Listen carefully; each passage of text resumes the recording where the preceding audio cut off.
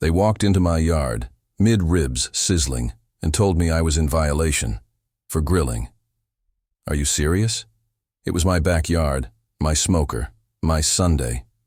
What would you do if your HOA tried to take away the smell of smoked brisket and your weekend? Joy? I'm a mechanical engineer who moved into this suburban neighborhood for peace, space, and good barbecue weather. At first, it seemed like a friendly place. But once the HOA got wind of my weekend cookouts, things turned hard. Comment below if you've ever dealt with an HOA dictator. Bonus points if revenge included power tools or sarcasm, the piece used. To roll in with the smoke, low, slow, and beautiful. Every Sunday, like clockwork, I'd wake up around 8 odd a.m., fire up my old offset smoker, and start prepping brisket or ribs while sipping coffee on the porch. Classic rock or slow blues drifting out of my Bluetooth speaker, birds chirping, meat sizzling, that sweet, sacred smell of mesquite dancing across the fence line. This was my ritual, my reset, my weekly therapy, and the neighbors, they loved it. Tom, 2 houses down, would wander over with a 6-pack. Miss Hernandez from the corner always asked for rib tips. Even the mailman lingered longer on Sundays just to breathe it in. But then, she arrived. Brenda, the new HOA president. Or as I came to call her, the smoke witch. It was 11:30 a.m. when she first made her presence known. I was mid-based, humming along to Stevie Ray Vaughan, when I saw her stiff little figure waddling across my lawn. Clipboard in one hand, laminated flyer in the other. Sunglasses that screamed retired school principal and a mouth that looked permanently pursed. "Excuse me," she called out, standing dangerously close to my smoker. I looked up, tongs still dripping sauce. "Yeah?" She handed me the flyer like it was a warrant. Notice: outdoor cooking devices restricted. See HOA Code Section 14B. Violations subject to fines. I blinked. "Wait. You're saying I can't grill?" She sniffed. "Outdoor smoke-producing devices are considered a nuisance and a fire risk under our code." I laughed, thinking it had to be a joke. "Ma'am, it's a backyard barbecue. Everyone around here grills. You can't be serious." She didn't laugh. "There was a board vote 3 years ago. It passed." "Can I see the minutes of that vote?" I asked. "No need. It's in effect. Starting now." Then she pointed at my ribs. "That's a violation."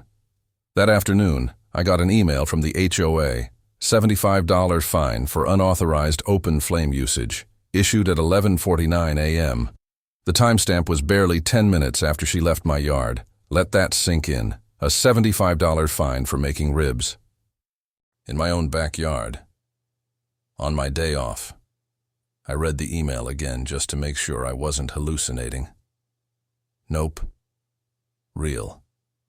I sat there fuming, surrounded by the smells of hours of prep work, meat I'd marinated overnight, and a tradition that went back to when my dad taught me to build a fire from raw wood. This wasn't about smoke. It wasn't about rules. It was about control. And Brenda had just picked the wrong backyard pitmaster to mess with. I paced the yard, still in my apron, trying to process. My smoker hissed behind me, still burning strong. I checked my watch, 12:10 p.m. Friends were due to arrive around 1 p.m.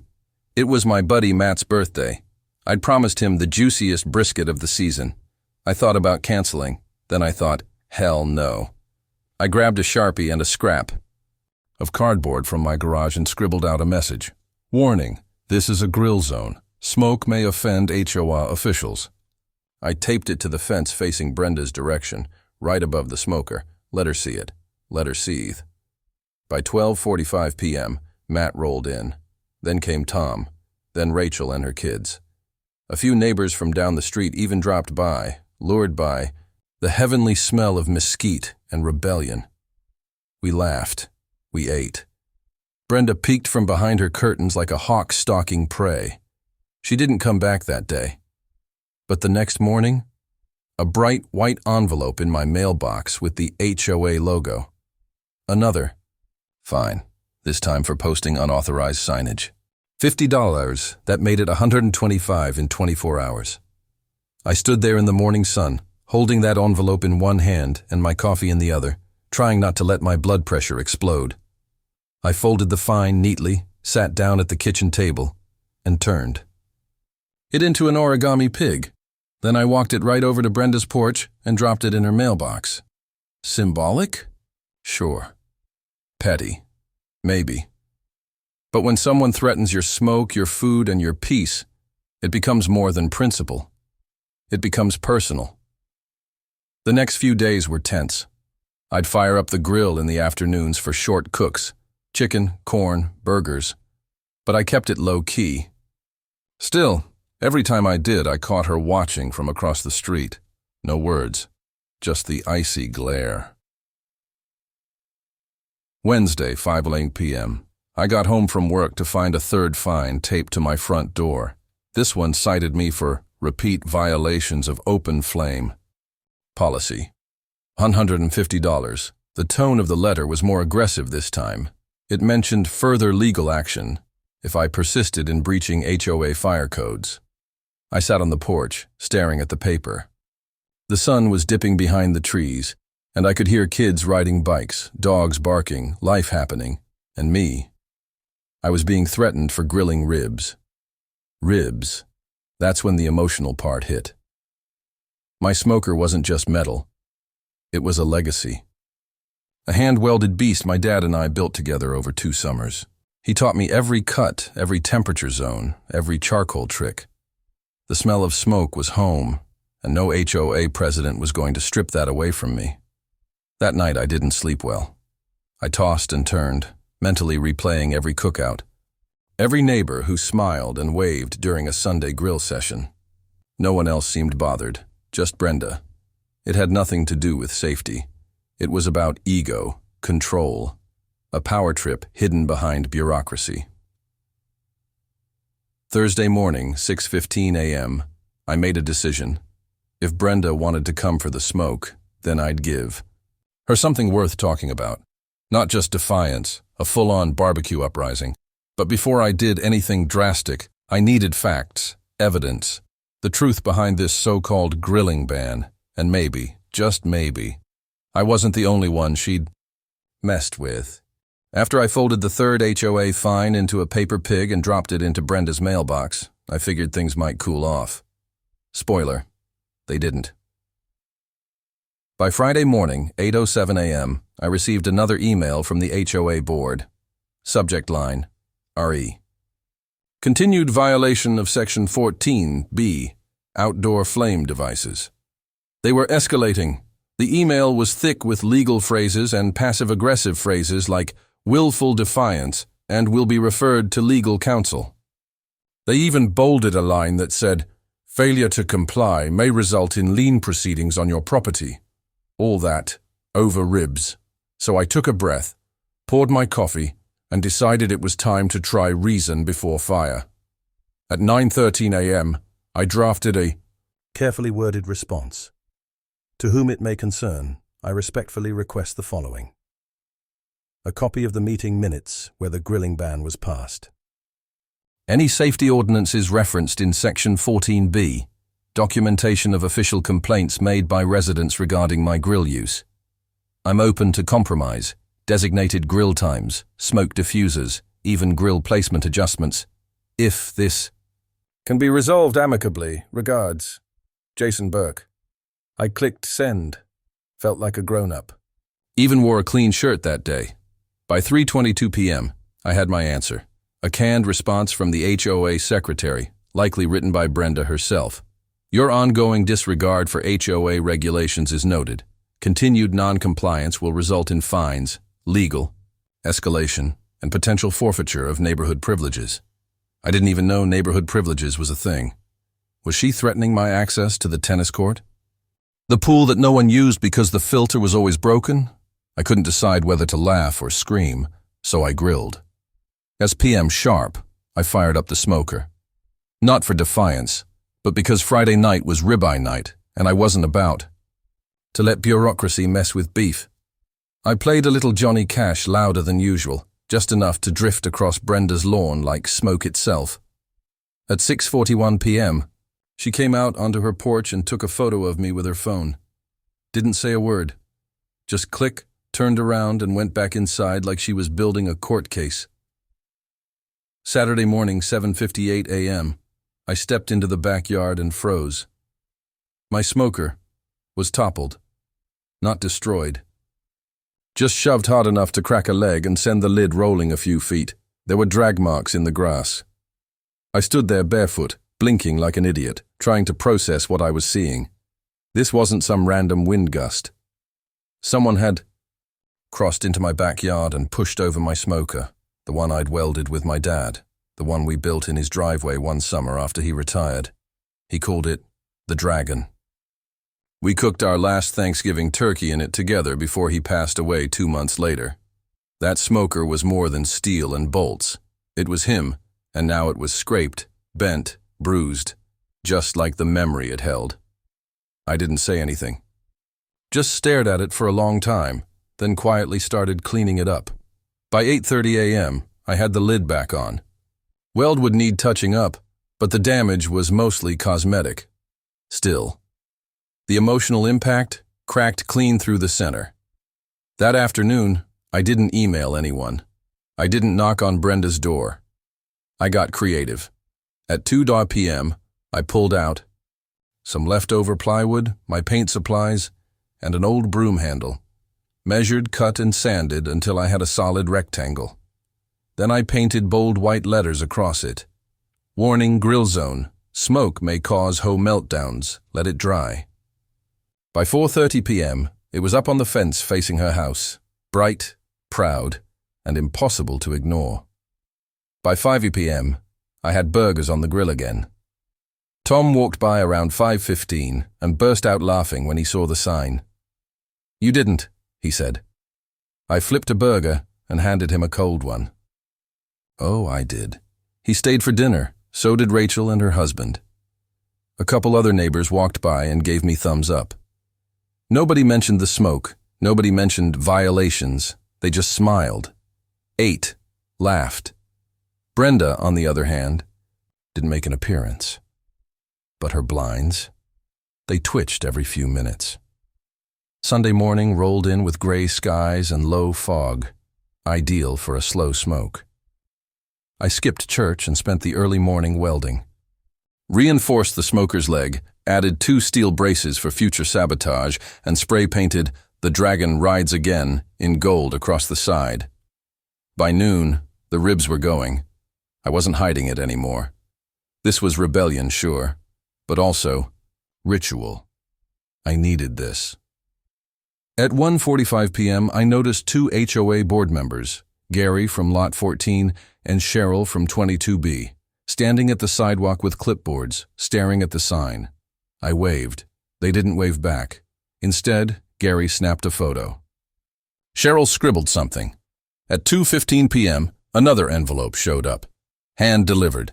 This time it was $100 for erecting unauthorized signage and $100 for continued grilling in violation of HOA Ordinance 14B. They added a special note. Future fines may be doubled for repeated non-compliance. I pinned it on my fridge like a middle finger in paper form. Then I took another rib off the smoker. By 6:30 p.m., I was sitting with my feet up on the back deck, empty plate beside me, bourbon in hand, fire crackling softly in the fire pit, and that's when I realized something important. They wanted me frustrated. They wanted me isolated, ashamed, quiet. But every fine, every glare, every stupid email just made me louder, made me sharper. Brenda could stack as many violations as she wanted. I wasn't folding. I wasn't just going to resist. I was going to outsmart her. And to do that, I needed to understand how this fake fire ordinance came to be in the first place.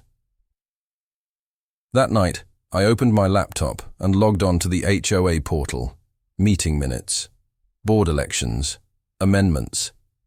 I stayed up till 1:42 a.m., scrolling through PDFs, looking for the exact moment this so-called grill ban got passed. And what I found made my blood boil hotter than any charcoal fire. I stared at the screen. It was 1:42 a.m., Sunday turning into Monday, and I was knee-deep in HOA meeting records. Hundreds of pages of PDFs. Boring, bureaucratic language. Most people would have given up after the first 10 pages. Not me. Buried. Between meeting notes and parking disputes, I found it. January 12th, 2021, 7:00 p.m. A board meeting with only 3 members in attendance: Brenda, Gary from Lot 14, and Cheryl from 22B. The meeting lasted just 34 minutes. The only new business? Proposal to amend Section 14B, addition of restrictions on outdoor flame-based cooking appliances. Motioned by Brenda W. Seconded by Cheryl L. Passed. 2-1 vote. That's it. No resident vote. No notice. No open discussion. She slipped the ban in like a ninja. At a meeting most of the community didn't even know happened. And Gary? The one dissenting vote? He retired from the board later that same month. Coincidence? I think not. I clicked back through other meeting logs. Brenda had been pushing for noise control, stricter landscaping, and even a proposal to regulate patio furniture colors. This woman wasn't running an HOA, she was building a dictatorship, and grilling was just the latest casualty. By 2:15 a.m., I'd had enough. I printed everything I'd found, laid it out across my dining table, and started connecting the dots. That wasn't smoke outside anymore. That was fire. By Monday morning, I was running on 3 hours of sleep and 10 times the caffeine. But I wasn't tired. I was energized. At 8:30 a.m., I went to talk to Tom, neighbor, fellow grillhead, and probably the most laid-back dude on the block. He was already outside trimming hedges. I waved the printouts in the air like I'd cracked a murder case. "Tom, you got a sec?" "Uh-oh," he said. "You look like a man with conspiracy theories and no sleep." "Better. I've got proof Brenda faked the grilling ban." I walked him through the vote, the timing, the manipulation. His eyes widened as I talked. "That explains a lot," he muttered. "They fined my daughter last summer for sidewalk chalk. Sidewalk chalk, man. Said it was graffiti. She was drawing a sun. That hit me like lighter fluid on open coals. This wasn't just about grills. This was personal for half the neighborhood. By noon, I had 3 more stories. Rachel, told to remove her flower boxes because they violated front facade symmetry. Derek, fined $50 because his Halloween decorations were up too long. Even sweet old Mr. Baumgartner got slapped with a warning for having unauthorized wine chimes. It wasn't random, it was targeted, so I did what any modern resistance fighter would do. I started a group chat, Smoke Signals. By 3 p.m., we had 10 members. By 5 p.m., we had 22. Stories poured in. Petty fines, ridiculous warnings, surveillance photos from Brenda's window. She'd even tried to cite a woman for leaving her garbage cans out an hour past pickup. I compiled everything into a PDF titled Brenda's Burn Book. 50 pages of selective enforcement, secret meetings, and abuse of power. But I wasn't done. At 6:01 p.m., I pulled up Zillow. Sure enough, Brenda's house was listed. Had been for 6 weeks. And there it was, right in the description. Quiet. Community. No noise or smoke nuisances. Perfect for open houses. It clicked. This whole anti-grilling crusade, it wasn't about rules, it was about resale value. She wasn't just annoyed by smoke. She was trying to sanitize the neighborhood to push her sale price higher. She wanted a Stepford Village, and I was the pitmaster ruining her fantasy. I grabbed my camera and took some wide shots of my house, my grill, my sign, and even the crowd. We'd had Sunday night, labeled them with dates, filed it all under a folder titled Evidence, Brenda's Personal Interest. Tuesday morning, 9 a.m. sharp, I took it public. I emailed the Ridgewood Observer, our local newspaper, and attached the PDF. Subject line: HOA president uses fake rule to boost home price. Neighbors targeted. I didn't think much would come of it. But by noon, I had a reply from a reporter named Jane. She wanted an interview. Can you meet today at 3 p.m.? You bet I could. At 2:58 p.m., I met her on my back deck with a printed binder, a cup of sweet tea, and a fresh fire in the smoker. I walked her through everything: the fake vote, the fines, the harassment, the resale motive. She nodded through all of it. Took photos. Even interviewed Rachel and Tom, who'd both shown up when they saw Jane's car parked out front. Is this Grillfest thing real? She asked at the end. Grillfest? I grinned. Oh, it's very real. Because yeah, I hadn't told you about Grillfest yet. That idea came to me around midnight Monday. I was lying awake, staring at the ceiling, fuming. Then it hit me. If Brenda hated a little backyard smoke, what would she do if the whole block was barbecuing at once? So by Tuesday night, I'd already mocked up a flyer. Grillfest 2024. Location: Jason's backyard, Lot 17. Date: Saturday, May 11th, 2 p.m. till we run out of ribs. Entry fee: 1 side dish and good vibes. Purpose: food, fun, and freedom from HOA tyranny. I sent it into the smoke signals chat. Reactions were instant. Yes! I'm bringing pulled pork and fireworks. Let's make this go viral. Can I bring a whole rotisserie rig? By midnight, we had 30 confirmed attendees. By Wednesday morning, over 50. Rachel's husband offered to set up a cornhole tournament. Tom was building a portable grill stand. A neighbor named Eliza even offered live music. Her cousin played banjo in a local band. It wasn't just a party, it was a movement. I knew Brenda would try to stop it. So I prepared. On Thursday at 11:15 a.m., I drove down to the fire department and submitted a temporary event permit. Max 50 people. Outdoor food. Backyard barbecue. They approved it. No violations. No open flame issues. No problem. Then I walked straight to City Hall and confirmed. My lot was zoned for residential gatherings of up to 75 people. Everything was legal, everything was tight, and most importantly, everything was documented. Brenda could glare all she wanted. This time, she'd be the one choking on smoke. By Thursday night, the Grillfest 2024 flyer was everywhere. It was posted in our smoke signals chat, taped to neighborhood lampposts, and even uploaded to the Ridgewood Community Facebook group, which ironically, Brenda moderated until she rage quit 5 hours later. Friday morning, 7:34 a.m., the retaliation began. A thick envelope arrived from the HOA, hand-delivered by Cheryl from 22B, who looked like she wanted to be anywhere else. I opened it standing. In my doorway, coffee in one hand, envelope in the other.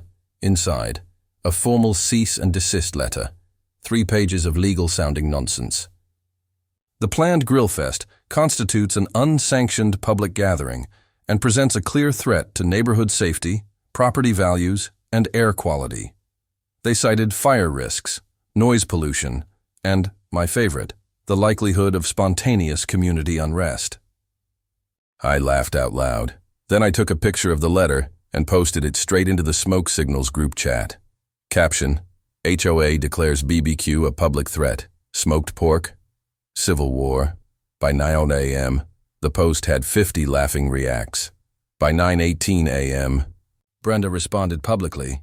On Nextdoor, she'd posted a furious all-caps rant titled Illegal Festival Alert. A disgruntled resident is planning an unauthorized BBQ event this weekend. Do not attend. Fire marshal has been contacted. Your homes are at risk. She even used stock images of wildfires next to a smoker. Yes, seriously. It might have been funny if it weren't so desperate. By 10 a.m., I'd already responded, with receipts. I uploaded my fire permit, zoning documents, and email chain with the city clerk to every local channel I could. Caption: all legal. All cleared.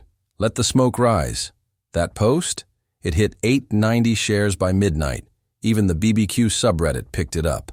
The hashtag #JaRidgewoodRibs started trending. And then the bloggers came. Saturday morning, 8:12 a.m. My backyard was already alive with movement. Rachel was setting up the drink station. Tom had brought a foldable grill trailer. Someone's cousin was tuning a banjo near the fence line. The smoker's smoke rose like a signal to the sky. Today, we take it back. We'd agreed on a 2 p.m. kickoff, but by 11 a.m., people were showing up with lawn chairs, pie tins, and crock pots. By 12:30 p.m., I counted 9 smokers, 3 propane, grills, and 1 full rotisserie setup someone named Luke had mounted to a dolly cart. At 51 p.m., a small drone buzzed overhead. I looked up and saw a guy in a polo shirt on the sidewalk waving and smiling. "Local food blog," he shouted. "Hope you don't mind. We're live streaming this." I waved back. "Just tag us right." At exactly 2 p.m., a soft country track floated through the yard. The brisket bark cracked open. Cornbread was sliced, buns toasted, ribs hit plates, and Grillfest 2024 began. It wasn't chaos. It was magic. A kids' area had popped up with sidewalk chalk and bubbles. Eliza's cousin played banjo while someone passed around peach cobbler. Rachel's smoked tofu was somehow actually delicious. Tom's bison sliders stole the show until someone unveiled smoked mac and cheese so rich it needed a bank loan. By 3:45 p.m., we had over 100 people, families, retirees, even some folks from outside Ridgewood who saw the post and came just to witness the madness. Brenda? Still not seen. But from 2:30 p.m. onward, her upstairs blinds kept twitching like they were having a seizure. At 4:12 p.m., we saw her, just briefly. Upper window, phone in hand, furiously recording us like we were wildlife invading her botanical garden. A few kids waved. She pulled the curtain. At 5:00 p.m., something incredible happened. A woman in a green sundress stepped up to the mic near the music setup. She introduced herself as Karen York, a local journalist. Some of you might know me from Ridgewood Living. I've been investigating HOA overreach in suburban neighborhoods for the last 6 months, and I think Ridgewood just became Exhibit A. The crowd erupted. Karen interviewed me first, then Rachel, then Tom, then little Ava, who told the camera, Brenda yelled at me for drawing a unicorn on the sidewalk. Karen's face was priceless. "Don't worry, sweetie," she said. "We're going to write the truth." By 6 p.m., the Grill Fest had raised $812 for the local food pantry, thanks to a donation box Rachel's son made out of a painted shoebox labeled, "From Smoke We Give." The HOA, silent. No police, no fire marshal, not a peep. Turns out, they couldn't stop us. Everything had been done by the book, and even the HOA board members that did show up, they weren't there to scold us. They were there to eat. I caught Cheryl at 6:18 p.m. sneaking a paper plate of brisket and baked beans. She saw me. I raised an eyebrow. She shrugged. Technically, I'm off the clock. I handed her a slice of cornbread. Then welcome to the rebellion. At 7:45 p.m., dusk settled in. Paper lanterns were strung across the yard. Music softened, and people gathered around the fire pit, as Tom told the story of how he once got fined for having an overly enthusiastic Halloween fog machine. Laughter shook the yard. But then, at 8:02 p.m., my phone buzzed. It was an email from Karen York. Subject: formal request to interview residents regarding HOA misconduct. Urgent. Body: Jason, your Grill Fest has sparked something bigger. We've received multiple tips, documents, and stories about Ridgewood's HOA. I'm preparing a full feature. Can we meet this week? Brenda will be named. The board will be contacted for official response. I read it twice. Then I looked around the yard. The string lights reflected in people's smiles. Smoke curled into the night sky like victory banners. The Dragon, my rebuilt smoker, stood proudly beside the sign. Grill Zone, Smoke May Cause. HOA meltdowns, Brenda. She'd lost. Not just the smoke battle, but the war. Sunday, 9:07 a.m. My inbox exploded. Overnight, Karen York's article went live on Ridgewood Observer with the headline, "Smoke, Lies, and Power Plays. Ridgewood HOA Faces Backlash Over BBQ Ban and Abuse of Authority." There was a photo of me mid-grill, tongs in hand, the dragon belching righteous smoke in the background, and Brenda's curtains peeking in from the second-story window like a scene from Rear Window. The article detailed it all. The secret 2-1 vote. The grilling ban snuck in without community input. The cease and desist letters. The retaliation, the fines, the chalk crackdown. Even Brenda's real motive, inflating her home's market value by silencing her neighbors. Karen didn't hold back. She had quotes from Rachel, Tom, even Cheryl, off the record, all confirming Brenda had weaponized HOA policies for personal gain. By 10 a.m., the Ridgewood Community Facebook group had more comments than I could scroll through. I knew something was fishy with her. She tried to fine me for humming too loud on my porch. True story. Grill fest for life. And then someone posted a poll. Should Brenda be removed from the HOA board immediately? By noon, it had 117 votes. Only 2 said no. Sunday, 1:32 p.m., the HOA inbox, which Cheryl briefly opened for transparency, was flooded. Residents demanded an emergency meeting. People were digging through their fine letters and starting to compare handwriting. One woman posted screenshots of identical citations given to 3 different homes. The only thing changed was the name and address. But the kicker? An anonymous whistleblower sent Karen a scanned invoice for community landscaping, billed directly to HOA funds, with a delivery address that matched Brenda's house. 3 separate line items for hedge trimming, lawn edging, and ornamental flower bed work.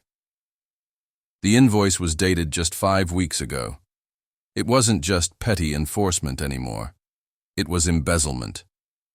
Monday, 6 p.m. Emergency HOA meeting, Ridgewood Clubhouse. You could feel the tension the moment you walked in. People were packed into folding chairs, standing along the walls, some spilling into the hallway. I counted at least 60 residents. Brenda sat stiffly at the long folding table up front, flanked by Cheryl and a very uncomfortable-looking man I didn't recognize, probably a lawyer. I stood near the back with Tom and Rachel. Everyone was whispering. Then Cheryl cleared her throat. Thank you all for attending this emergency session. The topic today is community concerns over misuse of authority, financial misconduct, and governance procedures. People didn't even wait for her to finish. Hands shot up, voices rose. One guy, I think his name was Craig, stood and waved a file of printed fines. You fined me $250 for weeds, Brenda. I paid it. But then I found out from my neighbor they got a warning for the same thing. You picked who to punish. A woman in a Ridgewood PTA shirt added, You told me flower boxes were banned. I took mine down. Now I know you lied. Another, neighbor. Why is your name on landscaping invoices billed to our dues? Brenda finally stood. Her voice was sharp, nasal, brittle. This is a witch hunt. You're all being manipulated by a smear campaign and internet trolls. That's when. I spoke, then explained the invoice for $689 of lawn care addressed to your home. Dead silence. She blinked, stammered. That was for shared property frontage. My yard borders HOA land. Cheryl quietly slid a copy of the HOA property boundary map onto the table. Her lot? Nowhere near any shared land. Tom muttered. Beside me. She's toast. 28 p.m. It all unraveled. Cheryl pulled out more documents. Copies of HOA funds used for flower pots, fertilizer, even a bird bath, all delivered to Brenda's address. Gary, the ex-board member from the chapter, 3 Discovery, stood from the back and said, Brenda blackmailed me into passing that grill ordinance. Said if I didn't back her, she'd leak old footage of me trimming the wrong side of my hedge. Half the room gasped, half laughed, but the damage was done. Cheryl looked at the crowd and said, "We're calling for an immediate vote of no confidence. Motion to remove Brenda Wallace from her position as HOA president and suspend all pending fines issued under her authority." The room erupted. "Seconded," someone shouted. "Thirded," another yelled. "We should grill her next," came from the back. Cheryl raised a hand. "All in favor?" A wave of hands rose like a synchronized rebellion. All opposed? 2 hands. Hesitant. One lowered halfway. Cheryl nodded. Motion passed. Brenda stood, face flushed, jaw locked. "You people don't understand what it takes to run a neighborhood. You'd be nothing without structure." Tom leaned toward me and whispered, "Here it comes." Brenda's final words, "You're barbarians with spatulas." Then she turned, stormed past the folding chairs, and slammed the door so hard the decorative wreath fell off. By Tuesday morning, 9:03 a.m., an email hit every resident's inbox. HOA leadership update. Effective immediately, Brenda Wallace has resigned from her position as HOA president. A temporary committee will be formed to oversee a complete audit of all financial activity over the past 3 years. They also included this line: "All previously issued fines under Section 14(b) are hereby voided." I printed that one, framed it, hung it over the dragon. By Thursday, May 16th, the Ridgewood HOA hosted its first public bylaws review session in over 4 years. This time, the clubhouse wasn't filled with tension. It was filled with people, with laughter. Neighbors brought snacks. One guy brought smoked chicken legs. Someone else brought cupcakes shaped like little grills. And the best part? Section 14(b) was officially repealed. Grilling was now explicitly allowed, with a note at the bottom that read, "HOA recommends meat sharing when smoke is exceptionally delicious." By Sunday morning, just 1 week after Grillfest and the emergency HOA showdown, the neighborhood felt lighter. Not just metaphorically, I mean visibly lighter. The gray fog of rules, fines, and passive-aggressive surveillance had lifted. People were smiling, talking again. Kids chalked up sidewalks in full rainbow. The yards looked alive, not censored. And in my backyard? The dragon stood proudly. Fresh coat of matte black paint, reinforced legs. A new handle I'd welded myself. I'd even added a brass plaque to the side that read, "In Smoke We Trust, Eastern 2017, Reborn 2024. At 10:45 a.m., I lit it, not for defiance, just for peace, low and slow, cherry wood and oak this time. A couple racks of ribs, mostly for neighbors who dropped hints all week. I wasn't throwing a party, just cooking, like I used to, a return to normal. But a new normal. By noon, Tom wandered over, beer in hand, as usual. He leaned against the fence, looked at the dragon, and smiled. "Smells like justice," I laughed. "Tastes like it too." At 12:17 p.m., Rachel showed up with her husband and kids. She brought cornbread muffins and apologized for not bringing slaw. I waved her off. The backyard wasn't about performance anymore. It was about community. More people trickled in, not because I invited them, because they wanted to be here. By 1 p.m., there were paper plates balancing brisket, pulled pork, tofu skewers. Yes, Rachel brought those again. And conversations rolling, like a river. Brenda was gone. Her blinds had stayed shut since the vote. Her for sale sign disappeared from the lawn. Rumor was she'd moved in with her sister across town while considering options. No one missed her. No one said her name. She'd become a cautionary tale. A ghost in power heels. On Monday, a notice went out. Ridgewood HOA will hold its first ever community rebuilding forum next Saturday, open to all residents. Agenda: transparent governance, fair code enforcement, and community restoration projects. Cheryl called me personally at 5:12 p.m. She thanked me, not just for standing up, but for waking people up. You did something real, Jason, she said. You brought us back from whatever we were becoming. I didn't know what to say, so I just said, bring ribs next time. By Wednesday, the Ridgewood Observer released part 2 of the HOA expose. This one wasn't about the drama, it was about the healing. Photos of our Sunday cookout. Quotes from neighbors about how Brenda's fall became the community's rise. A full spread titled, From Smoke to Solidarity, How One Backyard Brought a Neighborhood Together. They even quoted Ava, the little girl who'd been punished for drawing a sidewalk unicorn. I like it now. My chalk can breathe. We all did, Ava, we all did. Saturday came, and with it, the Community Rebuilding Forum. This time, the clubhouse was filled, but with food, color, and connection. No folding chair silences, no uptight tension, just potluck trays, printouts of proposed rule changes, and real conversations. They drafted a brand new HOA charter. It included mandatory full board votes for all policy changes, resident review, periods before enforcement of new rules, a grievance hotline operated by a third-party community liaison in Section 14B, deleted, obliterated, replaced with outdoor cooking is encouraged with safety and spirit.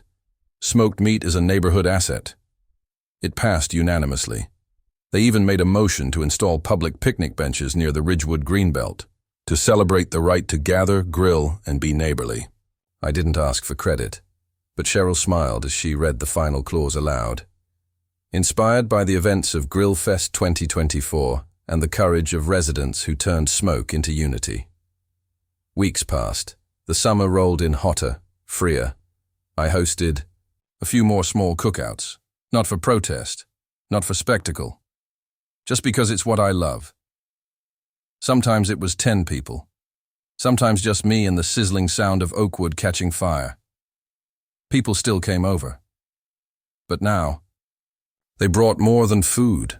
They brought stories, not just HOA horror tales, though there were plenty, but memories of cookouts they grew up with, of dads who used charcoal instead of gas, of uncles who smoked brisket with beer in one hand and a cigar in the other. Turns out, the grill was more than hardware. It was a memory machine, a bridge from old neighbors to new ones. From fear to friendship, I repainted the old protest sign, too, the one that once read, Grill Zone, Smoke May Cause HOA Meltdowns. Now, it says, Smoke Zone, Friends Welcome, Fears Not. I hung it above the dragon, not as a shield, as a monument. It's funny. The same smoke Brenda called a nuisance ended up being the very thing that brought us together. The very thing that saved us. It exposed her lies, fueled a movement, fed a neighborhood. And in the end, it taught me that the best kind of power isn't the kind you grab through rules or titles. It's the kind you earn with food, trust, and a whole lot of mesquite. 12 p.m. 1 month later. The lawn lights glow soft amber. Kids run barefoot, chasing lightning bugs. The dragon hums beside. Me, low and steady, cooking one last rack before the night winds down. I take a breath. Not of smoke this time, but of something heavier, something earned. Closure.